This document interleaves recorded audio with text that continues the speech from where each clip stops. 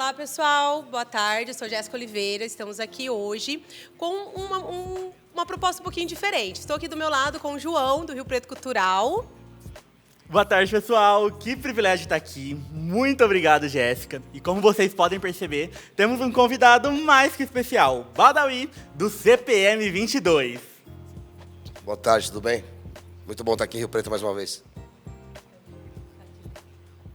Badawi, vamos começar um pouquinho a falar do festival, o Away que vai acontecer hoje, qual a sua expectativa, como que tá para hoje, os preparativos. Muito bom, né, cara? Um festival como esse, com vários grupos de rap, de trap também, né, cara? Da nova geração, o pessoal já dá mais da velha guarda mesmo, né? Que nem o Djonga, o Mano Brown. Tem também o Armandinho, né, cara, com som mais reggae e tal. Já fizeram vários shows juntos, então Cara, são estilos de músicas diferentes, mas que falam do mesmo universo, né? Com o mesmo tipo de público.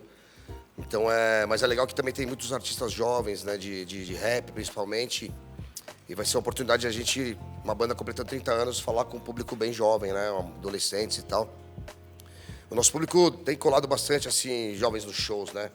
Mas, assim, é o público que gosta mais de rock mesmo, né? Que já vem dessa escola, né? Você vê até crianças no show e tal, mas hoje a gente tem a oportunidade de falar com pessoas, de repente, que não escutam tanto rock ou punk rock, que é o tipo de música que a gente faz, né? Mas que conhecem os hits e tal. Então vai ser uma experiência incrível. Que legal. Bom, o CPM 22 marcou toda uma geração aí numa adolescência. A minha marcou demais, até para mim, até emoção estar aqui do teu lado, que foi uma fase muito boa. Tenho certeza que de muita gente. E me fala um pouquinho, o que mudou o Badawi lá de 2005, mais ou menos, que foi quando estourou para o Badawi hoje, um empresário com vários empreendimentos aí. Você está no ramo de gastropub, né? Fala um pouquinho pra gente. A gente ficou mais experiente, né? Arrisca mais, né? Tipo, consegue entender melhor a vida e as dificuldades que tem para cada coisa que você se envolve, né? Montar um bar não foi um desafio muito difícil pra gente. E hoje é uma franquia consolidada, com 12 lojas, né? Depois de muito trabalho mesmo, e com uma equipe incrível, mas isso não se forma da noite pro dia, né? A gente montou o bar ali com aquela empolgação de início e acaba aprendendo com os erros mesmo, com roubos e desperdícios e todos os problemas que esse tipo de empreendimento dá, né? Você está com o bar lotado, de repente acaba a luz, então você tem que se virar rápido, enfim. Mas o Badawi, de quando começou e de agora, é basicamente isso, a aparência, né? Menos cabelo e tal. Mas o lifestyle é o mesmo, assim, o espírito jovem continua. O nosso próprio lifestyle permite isso, então isso é um privilégio, né, pra gente. Mas realmente, falando mais da banda, assim, olhando para trás, a gente construiu uma carreira consolidada também, com altos e baixos, claro, né? Uma carreira de 30 anos não é só alegria, né? Que bom também, né? Que senão, talvez, se fosse só alegria em todos os momentos, talvez a gente nem chegaria a 30 anos, né? Porque você tem que aprender com os erros para você evoluir, né? Isso na vida para tudo, né? Então, realmente, estamos num momento incrível como banda. Eu, na minha vida, estou feliz demais. Vamos aí, vamos vivendo. E aí, ser vocalista de uma banda tão conhecida e ser empreendedor, como que é lidar com essa pressão, com essa mistura? Você muda, tem que colocar cada hora de um jeito. O que você faz para lidar com isso? Então, a pressão, hoje em dia, eu me coloco nessa pressão, né? Tipo, mas para chegar nessa condição, a gente teve que passar por toda uma construção de um staff competente, né, cara, com pessoas profissionais, tanto na banda quanto no bar, né? Uma equipe de administração. Por exemplo, no nosso palco hoje aí tem, sei lá, 13, 14 pessoas ali trabalhando, cara, entendeu? Para que a coisa aconteça de forma competente e profissional, né? Então, isso tem um custo, mas que vale a pena, porque você só cresce também com investimento na própria banda ou no próprio negócio. E hoje a gente está numa situação mais confortável, né? Mas para você também ter essa condição de você ter uma equipe competente por trás, você tem que saber fazer as coisas, né? Então, falando mais do meu bar aqui, a banda, eu fazia um monte de show e durante a semana, servia a mesa, ficava no caixa, entendeu? Para saber como é que funciona, né? Para poder delegar, né, cara? Você não pode delegar simplesmente porque você é dono, né? Você tem que saber fazer as coisas e se colocar no lugar do funcionário. Então, isso você acaba criando uma unidade muito forte, né? Por exemplo, a banda e a equipe. A nossa equipe aí tem o nosso produtor, o Galeano Guilherme, tá com a gente desde 2001, né? 2001, cara, sabe? É a vida inteira aqui, tá? Então, você acaba criando uma unidade entre banda e equipe que isso fica nítido quando você se apresenta nos shows e tal, no dia a dia da banda, né? Porque tem toda uma organização. E o bar é a mesma coisa. Hoje, para administrar uma franquia dessa, eu não tenho condições, não tenho tempo para isso. Mas com o tempo a gente foi... também tem a vantagem que tem o Fogaça comigo, que ele já tem restaurante, tem toda uma estrutura de administração do restaurante dele, então a gente já botou tudo no mesmo guarda-chuva ali. Então hoje tem um pouco mais de conforto nesse sentido. Mas, claro, tem que estar sempre ali, presente, reuniões atrás de reuniões. Às vezes reuniões online, porque eu estou viajando, mas tem que estar sempre presente, senão também o negócio desanda, né? Desanda, com certeza. É bem legal, assim, nós temos também um gastropub em São José do Rio Preto, o proprietário tá ali, ó, o Francisco. É um possível franqueado, hein? Então, nós temos essa mesma pegada do rock e tal, é bem legal, até uma hora que você estiver por aqui, a gente até te convida para ir lá, tá conhecendo, né, eu acredito que hoje vai ser bem corrido para você, mas quando estiver por aqui a próxima vez, super convidado. E falando um pouco da banda, o CPM 22, qual foi o maior perrengue lá? Sim, depois que vocês já estouraram, que vocês já ficaram bem famosos, qual o maior perrengue que você passou e que você levou isso muito aprendizado para você? Então, é porque era tudo muito novo, né? E a banda, tipo, ela se tornou grande, assim... Naquela época não era uma coisa tão gradual, né? Que a internet vai criando, né? Essa divulgação, né? Na época, quando lançou o primeiro single, Regina Let's Go, foi uma explosão no televisão, né? TV aberta, rádio, né? Show no Brasil inteiro. Então foi uma coisa muito nova e muito rápida pra gente. Apesar de também já vinha se preparando para isso, né? Mas a vida te coloca percalços, né, cara? Obstáculos, né? Então a gente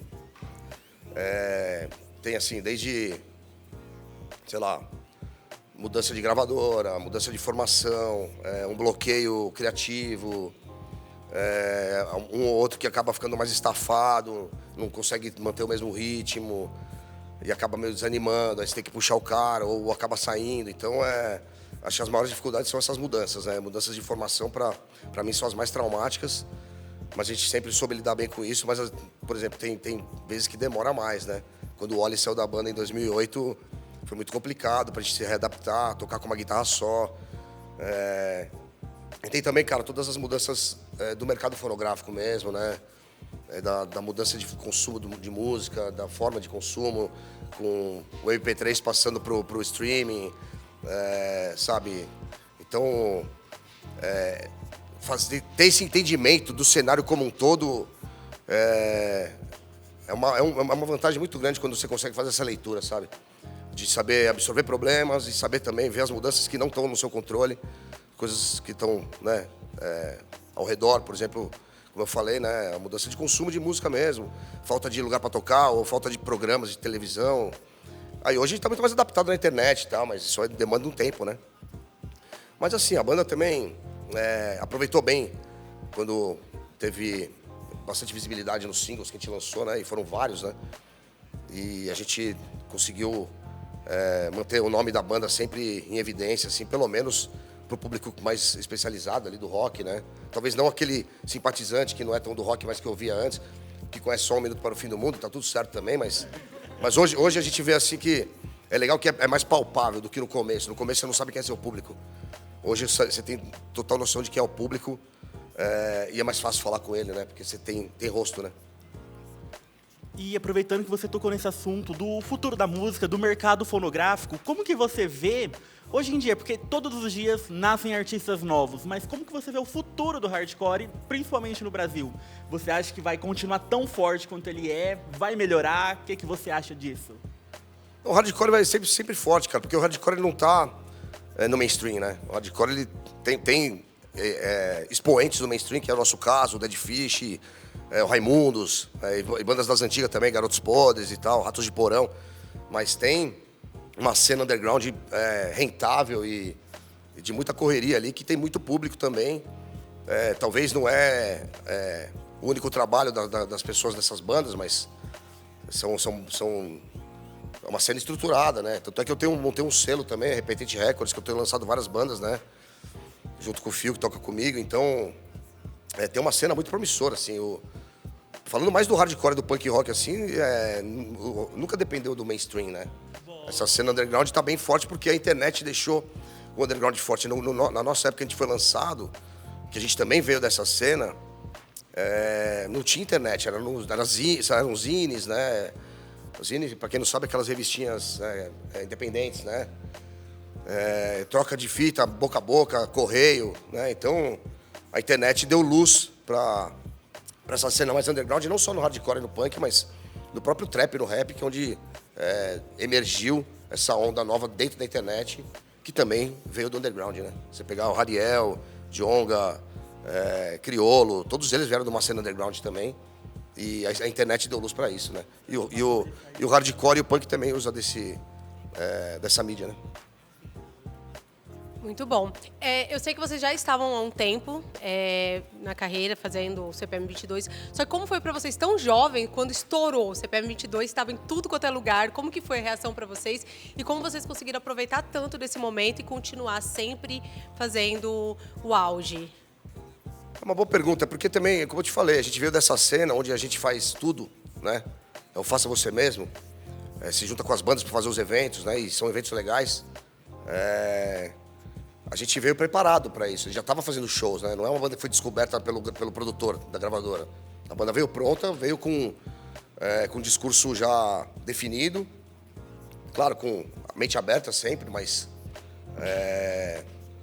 sabendo a importância que a banda tem, né? Que não é só quem tá aquela vontade de você tipo se tornar muito grande, que você vai se apegar nisso e só, não, você tem que crescer com consistência, né, cara? Você tem que tomar cuidado para não se iludir, não tomar atitudes prematuras que possam depois morrer ali na frente, né? Então, alguns nãos, alguns passos mais contidos.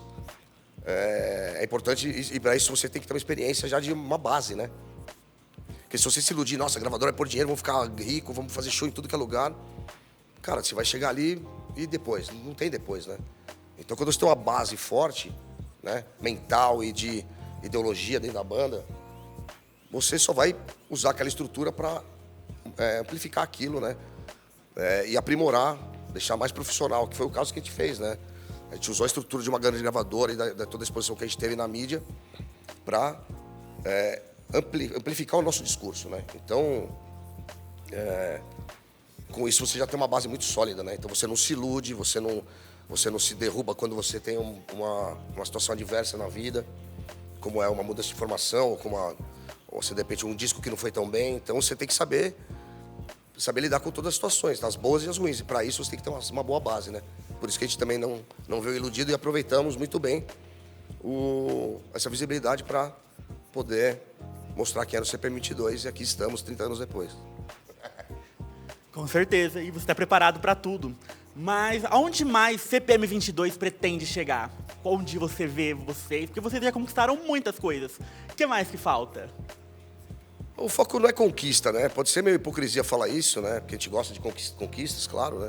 Profissionais, pessoais, então, enfim. Mas eu acho que, como eu sempre disse, cara, desde o começo, é o legado. Para mim, o mais importante é o legado que a gente vai deixar quando a banda acabar, quando a gente morrer. Então, a minha preocupação é deixar um bom legado, deixar o nome registrado na história.